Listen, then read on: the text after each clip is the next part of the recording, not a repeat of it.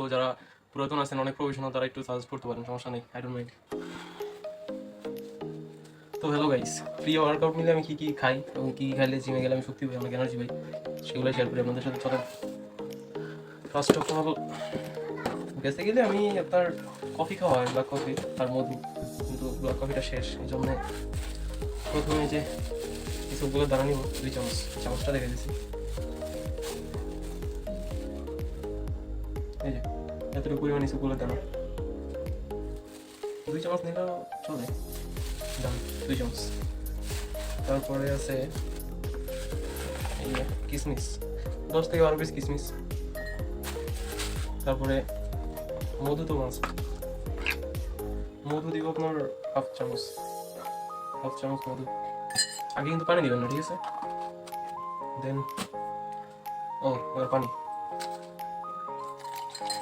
কতটুকু পরিমাণ পানি নিয়ে নেবেন গ্লাসে। ডান। এবার হালকা গুলা নিব, কিছুক্ষণ অপেক্ষা। দেন এবার আমুল বাটা রাখা, এই যে রসুন এবং আদা একসাথে বাটা রাখছে আমুল, ওইটা দিয়ে একটু পরিমাণ নিব, একটু নিয়ে মানে ওইটা যখন ফুটে যাবে একটুগুলোর দানাটা, তারপর এটা গুলা নিবেন, অল্প পরিমাণ নেবেন তাও চলে।